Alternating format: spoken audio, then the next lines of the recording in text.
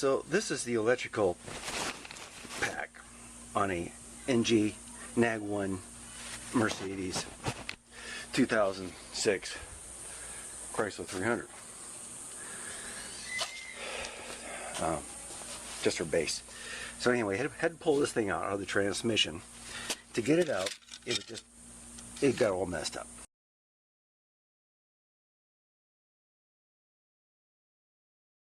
Of course, I suppose I didn't have to, but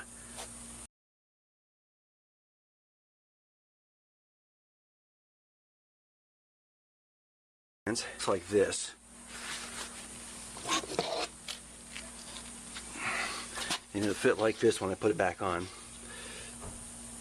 So we'll take all that off. And it looks like it's held on by 1, 2, 3 bolts. That's it, huh? Okay, so upon prying this, I come to find out that these things lift out here, okay? This one goes here. This one lifts out and goes here. Okay. So of course we stick these over there. So you don't get nothing messed up. Stick this one here.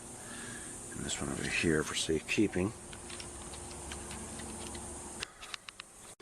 Okay, on second thought, these things do come out. I just noticed they do pop out. So they do pop out. They have to come out first. Of course, this one goes over here, and then this one's going to come out too. Okay? Then, so the thing is, these 4, I guess, servos would have to come out before this whole unit would come out of here. So, sorry we had to break this thing apart to get it out. But when it's your first time, and you don't want to pay a dealership to do it, you simply pay the piper. So we'll go ahead and clean all this up. I was looking for ball bearings, and I didn't see any ball bearings, so I'm still concerned about perhaps that. So then we'll clean all this up here. Get all the wires and stuff out. I know working on cars is kind of boring for most people. Women sure don't want to wash this, but anyhow, this is what this plate looks like. This is what your new one's going to look like. So you'll put your this is called the electric pack for a Mercedes-Benz Nag 1 transmission. So when you get ready to put the new one on, I would just say put those in order on the side here. You'll notice they'll snap in here. And there's one more snap over here on this side. You'll notice it snaps right in here, which is the last one. And that snaps in there. And this one snaps down here. And that's pretty much how it goes. Okay, we'll figure that out. When you have this off of here, you're going to want to get these in here first.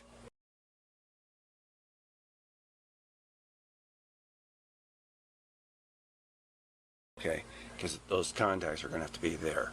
So these contacts here are going to have to be there. So you're going to have to manually pick this thing up and work it in there until they're in there. Of course, and the last thing you do is you'll notice when you took these out, you want to make sure you put these in the right places, right? These guys right here. One was shorter than the other one. Of course, this one being the longer of the two. Okay. Now those went down maybe 25 foot-pounds. They were just enough to give a nice little snap when when you took them off. So I'll give them a nice little tug down. Okay, once those are down, your assembly should look like this.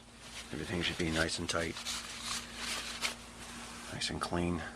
And when we take this thing off here, there's your tranny plate there, okay? At this part right here, which wasn't sure what to do with, but it moves like this, see? So that you can get the lock out. See that screw right there? Now, nobody'd ever tell you there's a screw in there. So, because I didn't know there was a stupid screw in there, I had to tear it out. Otherwise, it would come out nice and easy. So, when we put this one in there, we just simply line them up. Now, line up just like so. And then we'll tighten them up and screw it back in. Screw it back in when it's all said and done. And hole A. The number 230, I believe it was. Yeah, it takes a T30 to get those in. Okay. Now we're going to go ahead and just set it up in there, and one little bar will press against that thing right there, shifter, and it should be quite simple to put it back in. Okay, as you can see, it's very critical that these little gears get put on the right places, as you can see. And of course, there's a little plastic part in there that has to fit on its little gear. If I can show it to you, if I can just find it. Anyhow, there's a little plunger that guy has to fit on. He has to make sure he's in there. He's part of the shift assembly. So the guy right here, okay? So, now that all this is back on, all we have left to do is put the pan on. So what we want to do now, so we want to get inside the pan, we want to clean everything. But there's this little magnet, and its job is to collect this kind of, I guess it's clutch material. So you want to make sure this is nice and clean. Perhaps you can see better now, but that little magnet right there collects all the debris and stuff. Okay, you want to make sure all that's cleaned up here. So your pan is nice and clean, your filter's new and clean. You check your filter, make sure it's not all yucked up here. Then we're going to go ahead and climb back underneath and simply put this back up, and then put the clamps back on the pan here. Then we're going to strain that oil again and put it back in the transmission reservoir, and then we're going to measure it, make sure that it's enough. Now, I will tell you, Chrysler seems to have a bad habit of charging a lot of money for their stuff. So I took this tape measure, and I bought this $90 part that is used to measure the transmission oil, and I got this piece of Romex wire, which, by the way, is 3 feet long. And I've measured it right about here,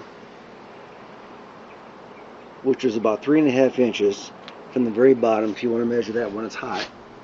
Use this thing. Here's what they sell you. It's just a long piece of, wire, if you will, with that little end down here. You can put it down here and pretty much mark it about 3.5 inches up, and just call it 85 centimeters when it's hot, and you can get away with this with a piece of Romex wire, just with the coating on top of it. Okay. $90 for this thing right here, which is ridiculously priced.